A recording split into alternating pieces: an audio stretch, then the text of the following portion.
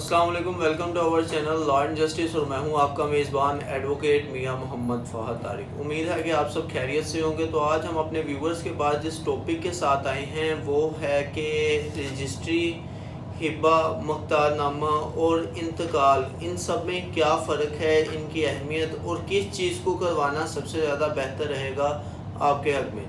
तो वीडियो की तरफ जाने से पहले मेरी अपने तमाम व्यूवर्स से गुजारिश है कि हमारे चैनल को सब्सक्राइब करें और हमारी वीडियोस को ज़्यादा से ज़्यादा शेयर करें ताकि ज़्यादा से ज़्यादा लोग इससे मुस्तफ़ीद हो सकें।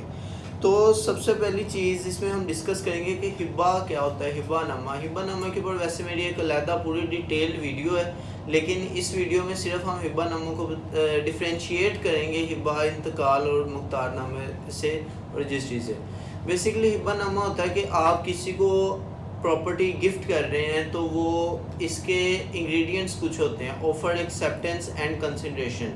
ठीक है, अगर आप लेट्स सपोज एक प्रॉपर्टी अपने बेटे को या किसी ब्लड रिलेशन को गिफ्ट कर रहे हैं तो आपको उसके ऊपर 2% उसका डीसी रेट के ऊपर आप को गवर्नमेंट को पे करना पड़ेगा और हिब्बा नामा आपके हक में हो जाएगा। अगर आप वो हिब्बा गिफ्ट किसी नॉन ब्लड रिलेशन को देना चाह रहे हैं तो आपको 3% उसका पे करना पड़ेगा डीसी रेट का और वो आपके नाम हो जाएगा।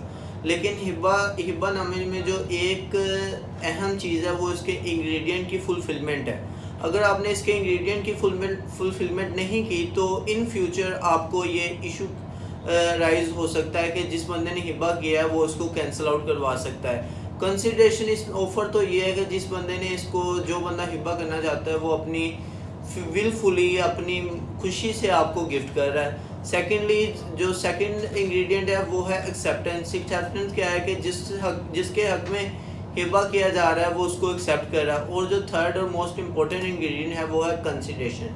अब कंसिडरेशन क्या है? कंसिडरेशन ये है कि जो ऑफर्ड एक्सेप्टेंस हुई है और जो हिब्बा आपने किया है उसके मद में आपने जो जिसके हक में हिब्बा किया उसने आपको कोई कंसिडरेशन दी है, किसी वजह से आपने उसको वो गिफ्ट दिया है। लेट्स सपोज वो आपका बेटा है, उसने आपके बहुत खिदमत की है, या कोई भी जो भी उसके आपको ज़्यादा अजीज़ है कह सकते हैं, तो उसके हक में आपने हिब्बा कर दिया। अगर कोई गैर शख्स है, आपका दोस्त है, आपका ब्लड रिलेशन नहीं है, आपका दोस्त है या कोई भी ऐसा रिलेशन है, तो उसको आप हिब्बा करना चाहते हैं तो उसके अंदर ये होगा कि जब मेरा बहुत अच्छा दोस्त है, उसकी consideration, any sort of consideration का होना उसमें बहुत ज़रूरी है।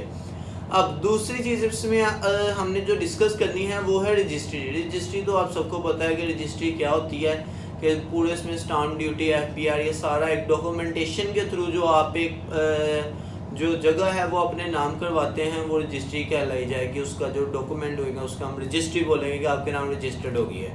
तीसरी चीज़ इसमें हम डिस्कस करेंगे कि मुख्तारनामा, जैसे कि कुछ लोग कहते हैं कि जिस बंदे ने मुख्तारनामा करवा दिया इसके हक में, तो उसमें क्या उसमें आपको क्या टैक्सेस गवर्नमेंट को पे करने पड़ते हैं, उसका फ़र्क क्या है। सबसे पहले मुख्तारनामा ये है कि अगर कोई शख्स किसी के हक में मुख्तारनामा करता है तो जब उस शख्स ने वो जगह किसी और को सेल आउट करनी है ना, तो जिसने वो मुख्तारनामा उसके हक में किया है उसको लेके जाना ज़रूरी है। वो बयान देगा जी हाँ जी मैंने ये कर दिया, मैं इसको देता हूँ। मुख्तारनामा के लिए कंट्रोल सिर्फ आपके पास आता है, लेकिन बयान उसी बंदे का होगा जिसके नाम वो ज़मीन है। तो इसका अगर मुख्तारनामा आप कह रहे हैं किसी ब्लड रिलेशन के हक में तो आपको 1200 के स्टाम्प के ऊपर वो मुख्तारनामा लिखना पड़ेगा। अगर आप मुख्तारनामा कर रहे हैं उसके ऊपर अब किसी भी ब्लड रिलेशन के अलावा, मतलब कि जिसे नाजायज़ मुख्तारनामा भी कहा जाता है, तो उसके अंदर आपको 2% उस जगह का डीसी रेट जितना है उसका 2% आपको पे करना पड़ेगा। अब इससे अगला जो पॉइंट है वो है इंतकाल। कुछ लोग कहते हैं कि जी हमने डायरेक्ट इंतकाल ही करवा लेना जी, रजिस्ट्री नहीं हमने करवानी। इसको इंतकाल बेज़ुबानी भी कहा जाता है। ठीक है, इसमें क्या होता है कि आप पटवारी के पास जाते हैं, पटवारी के पास जाके ख़रीदार जो है और फ़रोख्त कुनिंदा है वो दोनों जाके बयान दे देते हैं कि जी हमने इसको भेज दिया, और वो दूसरा कहते हैं हमने इससे ले लिया, कब्ज़ा भी दे दिया। ठीक है, तो ये इंतकाल बेज़ुबानी हो जाता है। लेकिन इसकी अहमियत कुछ इस तरह है कि जो भी चीज़ इसमें फ़ीसेस आलमोस्ट सेम ही रहती हैं। जितना आपने टैक्स देना है गवर्नमेंट को आपने आलमोस्ट उतना ही देना है। सिर्फ आपका जो टैक्स स्टाम्प ड्यूटी की मद में लिया जाता है वो नहीं आपसे लिया जाएगा। कोई स्टाम्प ड्यूटी तो आपने लिखवाई ही नहीं है, स्टाम्प आपके पास है ही नहीं है। ठीक है, उसके बाद ये होता है कि ये जो है ना, हमेशा जो ज़्यादातर है ज़रूरी ज़मीनों का इंतकाल बेज़ुबानी होता है। ठीक है। लेकिन इसमें ये इशू आ जाता है कि कभी भी ये डॉक्यूमेंटेशन नहीं होती, तो इसको अगर लेट्स सपोज कल को आपको कोई इशू राइज होता है तो आपको इसे साबित करना मुश्किल हो जाएगा। उसकी बजाय बेहतर हल यही है कि आप डायरेक्ट रजिस्ट्री की तरफ जाएं। तो अब इन सब चारों जो पॉइंट्स हैं इसको डिस्कस करने का मकसद एक ये भी था कि आपको ये बताया जाए कि इनमें से कौन सा रास्ता अपनाना बेहतर है। इसमें से जो सबसे बेहतरीन रास्ता है वो है डायरेक्ट रजिस्ट्री का।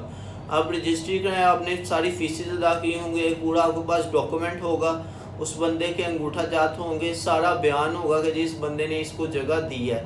कल कलाम को अगर कोई इशू राइज होता है तो आपकी साइड हमेशा सिक्योर रहेगी। जैसा कि हिब्बा नामा है, हिब्बा नामे में कंसिडरेशन का इशू आ सकता है, जैसे इंतकाल है, मुख्तार नामा है, मुख्तार नामे में वो बंदा बाद में मुकर सकता है, या जो भी मामला हैं इंतकाल में बेजुबानी होता है, आपके पास रिटर्न नहीं है, तो जो रजिस्ट्री है वो इन सबको मिला के कह लें एक चीज़ जो बन जाती है ना कि इसमें रिटर्न भी हो गया, आप कंसिडरेशन से भी बच गए कि आपने सिर्फ उसको पैसे देने हैं, जी आप बड़ी ज़िम्मा हो गए, ठीक है। तो आपके बाद में वो जगह आपकी सिक्योर ज़्यादा पाई जाएगी। लेकिन उसकी बजाय अगर आप बाकी 3 रास्तों में से कोई रास्ता इख्तियार करते हैं तो उसमें आपको कभी इशू अराइज हो सकते हैं। तो उम्मीद है कि आपको वीडियो पसंद आई होगी। अपने प्यारों का ख्याल रखिए। शुक्रिया। अल्लाह हाफ़िज़।